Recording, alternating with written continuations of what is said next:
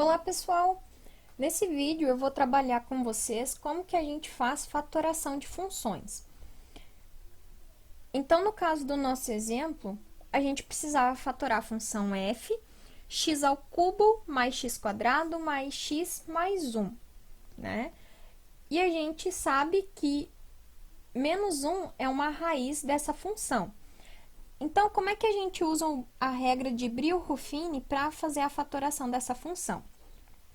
Nós vamos fazer da seguinte forma. Nós vamos montar tipo uma tabelinha aqui, onde aqui do lado esquerdo dessa reta vertical, a gente vai colocar o valor da nossa raiz, ou o número que a gente quer fatorar, o nosso polinômio, tá? Que no caso é o menos 1. E aqui, nessa primeira linha, é como se a gente traçasse uma linha aqui, ó. Como se a gente traçasse uma linha aqui. Nessa primeira linha, a gente vai colocar os coeficientes da nossa função f. A gente vai começar sempre seguindo pelo maior expoente. Então, o primeiro valor é o coeficiente do nosso x de grau 3. O segundo valor é o nosso coeficiente de x de grau 2. Depois, é o coeficiente do nosso x de grau 1, né? E por fim, seria o nosso x de grau 0, que nada mais é do que a constante, certo? Do que o termo independente. Então, quando a gente faz isso, o que nós esperamos obter com esse processo de fatoração?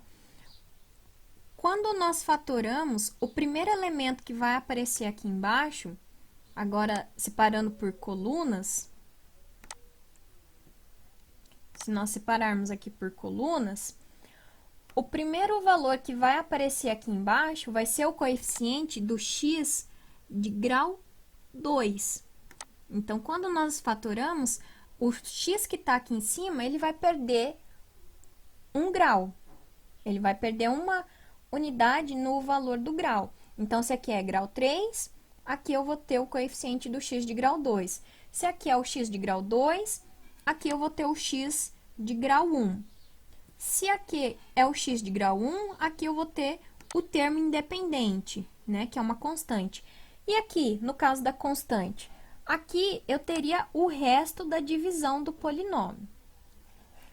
Como o valor que a gente está utilizando aqui, menos 1, ele é raiz, aqui, esse último elemento que a gente vai chegar aqui vai ter que ser 0.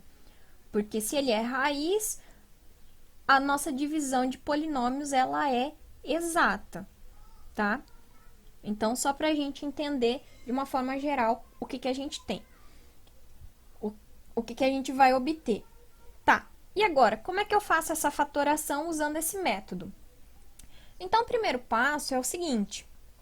Eu vou repetir o primeiro termo. Então, esse 1 aqui em cima, eu vou repetir ele aqui embaixo. E agora, o que eu faço? Agora, eu vou colocar um elemento aqui embaixo do meu segundo termo. Vou colocar um elemento aqui nessa bolinha azul, que vai ser quem? Vai ser o produto desse valor com o valor que eu estou considerando aqui na divisão. Então, eu vou fazer 1 vezes menos 1, resultado, menos 1. Vou colocar aqui embaixo. E agora, nessa coluna aqui, o que a gente faz? A gente soma os valores dessa coluna. Então, somando 1 menos 1 dá 0. Em seguida, pega esse 0 e multiplica por menos 1, e o resultado a gente acrescenta embaixo do próximo valor. Então, 0 vezes menos 1, 0. E agora, a gente soma os valores dessa coluna. Menos 1 mais 0, 1. E assim a gente repete. Pega esse valor 1, multiplica por menos 1, e o resultado acrescenta embaixo desse valor. Então, 1 vezes menos 1, menos 1. E agora, a gente soma os valores dessa coluna, que é 0. Então, o que a gente obteve aqui nessa linha de baixo? Então, o último elemento aqui, que é o zero, como eu já falei para vocês, ele é o resto da divisão do nosso polinômio, que no caso zerou. E aqui, quem são esses valores 1, 0 e 1?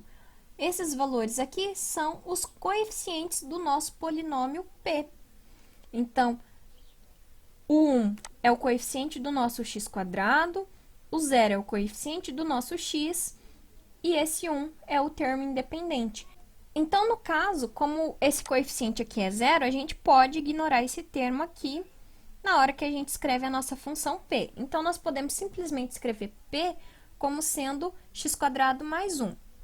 Então, se p de x é x² mais 1, a nossa função f de x, que é x mais 1 vezes a p de x, pode ser escrita agora como sendo esse produto aqui, que é o que a gente vai utilizar lá no nosso exemplo para poder calcular o limite.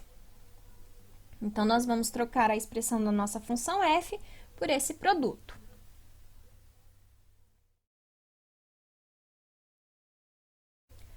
Agora, vamos fatorar a função g. Agora, a gente vai seguir a mesma ideia. Então, aqui em cima, nós colocamos os coeficientes da nossa função g, que é x² mais 4x mais 3. Então, olha só, aqui a gente tem o coeficiente do nosso x de grau 2. Depois, nós temos aqui o nosso x de grau 1. E, por fim, nós temos o nosso termo independente. Fazendo, a hora que nós fizermos a fatoração, o que nós vamos obter? Nós vamos obter aqui o coeficiente do nosso x de grau 1. Aqui nós vamos obter o nosso termo independente. E aqui nós vamos obter o nosso resto, que é zero.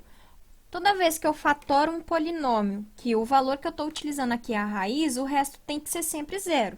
Se a gente utilizasse um valor diferente, esse resto poderia ser diferente de zero, tá? Mas, no caso, como a gente vai trabalhar sempre com valores que são raízes, a gente tem sempre que chegar aqui na última coluna com o valor zero. Se a gente não chegar com esse valor zero, a gente fez algum cálculo errado em alguma etapa anterior do processo, tá? Então, se atentar a esse detalhe. Então, vamos lá, vamos fatorar isso daqui usando o Brio-Ruffini. Então, novamente, a gente vai repetir o primeiro termo, a gente repete o primeiro elemento, então, abaixo 1. E agora, a gente pega o 1, multiplica por menos 1, e o resultado a gente vai colocar embaixo do 4. Então, 1 vezes menos 1, menos 1. Agora, nessa coluna, a gente soma 4 menos 1, 3. Agora, pega o 3, multiplica por menos 1, o resultado coloca embaixo do 3. Então, 3 vezes menos 1, menos 3. Somando agora os resultados dessa coluna, 3 menos 3, 0. Então, quem que é o nosso polinômio? Então, nós temos aqui que o último valor, que é o zero, é o resto da divisão dos polinômios.